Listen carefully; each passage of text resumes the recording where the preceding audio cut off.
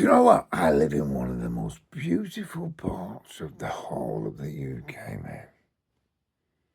I'm not sure if the Cotswolds, the fucking Highlands of Scotland can compete with it.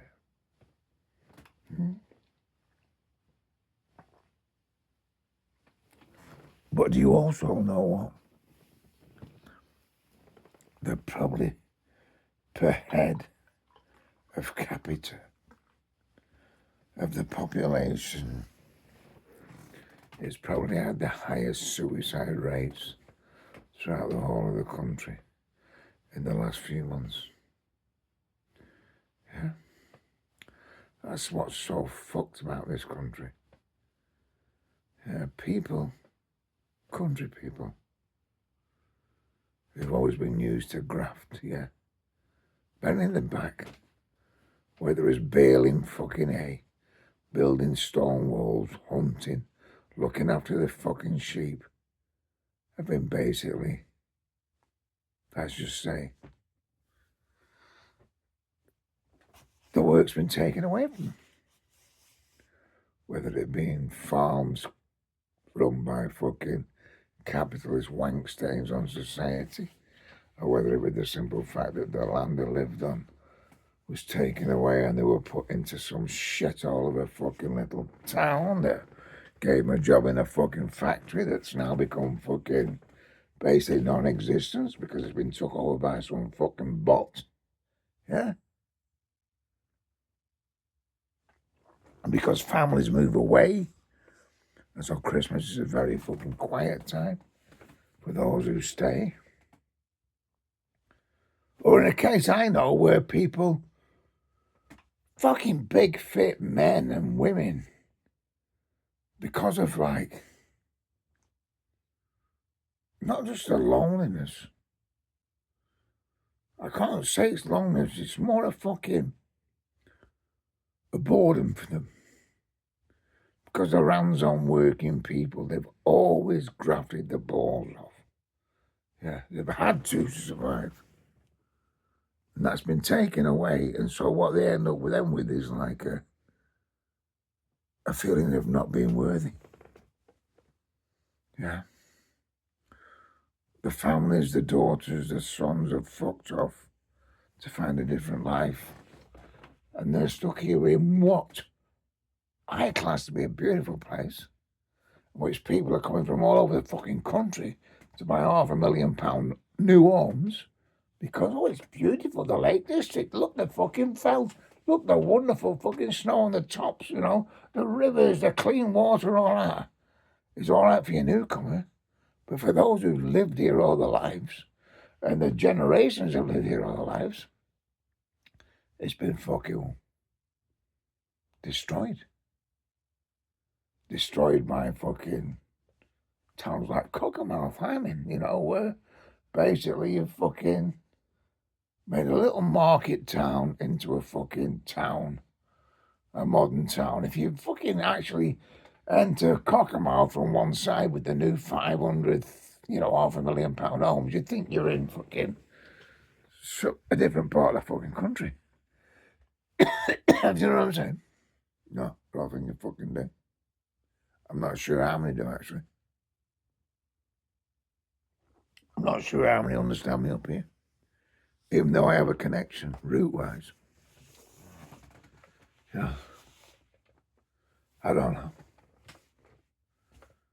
I don't know how fucked this place is, man. And I don't mean here where I am. God, I won't want to be back where I was. I had the most amazing fucking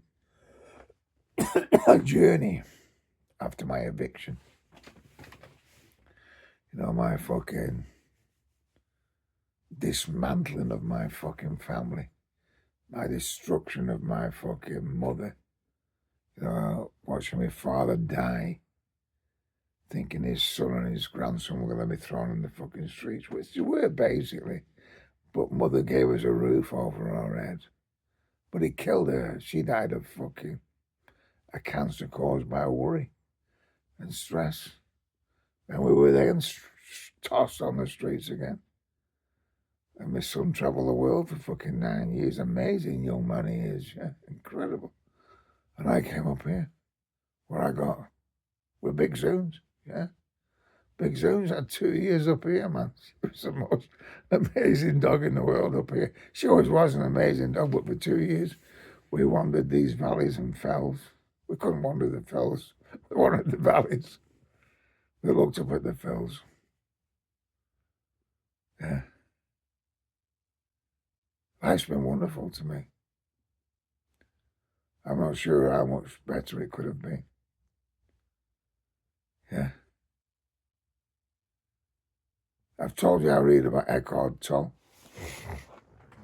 And he tells me about a story about a guy. Well, you all know this guy. Stephen Hawkins. And Stephen Hawkins was the microphysicist, whatever he was, the guy who had motor neurons disease. And my father had motor neurons disease, yeah. My dad was the most amazingly physical, hands-on, strong man I've met in my life. But at the end of his life, for 4 or 5 years, he couldn't even move a muscle. He couldn't swallow a fuck all. Yeah, he couldn't. I had to hoist him up for a shit. Not going to get any more into it, but Tolle in The Power of Now talks about meeting Stephen Hawkins just by chance, first of all. And he says how he was in a cafe in a top London university, and this guy turned up, 4 or 5 people around him, as they were having, lunch. And each one of these people would grab his food as it fell out of his mouth because he couldn't eat. Like my dad couldn't swallow, he couldn't eat. Food was falling down, you can't breathe, you can't. It's an horrendous fucking disease. And Toll talks about watching this, and then apparently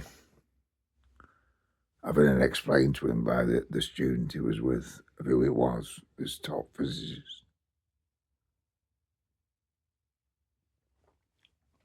Toll comes across him 2 months later as he's walking into the actual university. He's in a wheelchair and can't speak a fuck all. And Toll opens the door for him to come in. And Toll talks about what he saw in his eyes. He said his eyes were clear. When he saw his eyes clear, he knew he was at peace. It surrendered to what is, as the term Toll uses. Hawkins had surrendered to what is and lived this horrendous life. I believe my father surrendered to what was. You could never have known a more outgoing, physical person in your life. He spent the last 5 years of his life basically paralyzed in a wheelchair. From a shite to, teeth-wise. He couldn't clean his teeth, whatever. In the end, breathing-wise, it was unbelievable to watch someone in so much suffering. But I looked at his eyes and I thought he also had surrendered. He'd accepted the isness of what is. And Toll talks later on about Hawkins when he came across, some 4 years later apparently, a magazine of this, we all know what Stephen Hawkins became, don't we? This incredible physicist, blah, blah, blah. and all that. And he said through a synthesizer he was talking then. And the synthesizer said in this top European magazine, the Hawkins said, who? Because of his fame, because of what he'd discovered. Yeah. But even he couldn't discover what the universe is about. But one of his last statements was, who could have asked for more? Who could have asked for more? I feel that way. I know one of those diseases is heading in my direction. I've got friends suffering them now. But surrender is everything. It's acceptance. It's not giving up. It's accepting what is, like Hawkins did. Yeah. It's the isness of what is. It's living in the present moment. Fight. And all this, I'm going to beat cancer. I'm going to beat this. Is going to take you nowhere. Yeah.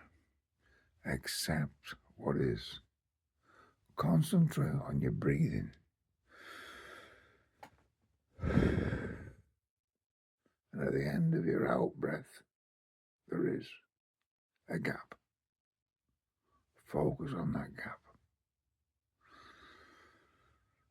And then breathe in again. If you can do that,